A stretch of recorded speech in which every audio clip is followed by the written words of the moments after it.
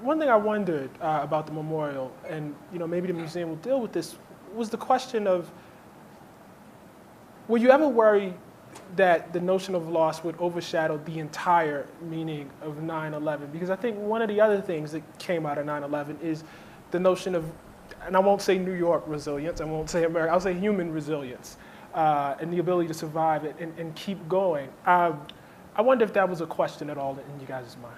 I think it's an excellent point, and I think that the story of what we refer to as 9/12, how the country and the world came together in the aftermath, is such an important positive legacy of 9/11 that it is really, it's going to be a story that's told in the museum for sure. But even the memorial itself, I think its most important power is in its draw to take people from around the world, different, race, class, economic strike, political affiliation.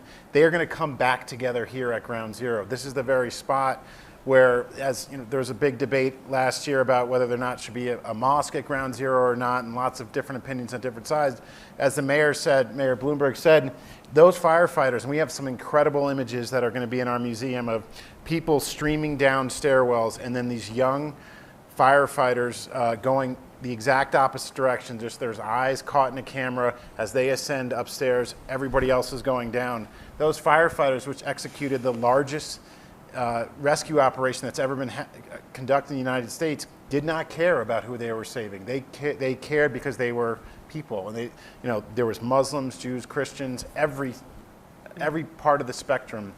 So I think the story of this memorial is that it's going to draw these people together in a way that's extremely meaningful and reinforce the idea. I mean, I remember, and my wife, who's here somewhere, there she is, remember that there's an incredible feeling right after 9/11 of, we lived near the West Side Highway, and strangers would just come out.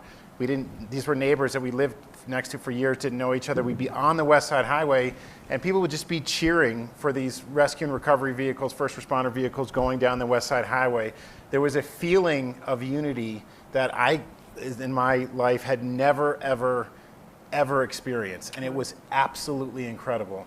And and this was written about a whole bunch, isn't it a shame that that sense of unity didn't last? But that's not America. I mean, America is vigorous debate and arguments, but it's comforting to know that when the times require, we do have this capacity for this limitless compassion for one another. And part of the message for the museum will showcase just scores of things, hundreds of things that were done. A school in Columbia, South Carolina, through a penny campaign, raised $500,000 to buy a fire truck to replace one that was destroyed in New York City that still patrols the streets of New York today. The amount of people that streamed in to work on that recovery pile for 9 months, many of whom are sick now. I mean, that's a story for the ages. And I think that this museum and this memorial will understand the loss of the day, but it will also really emphasize how we came together in the aftermath.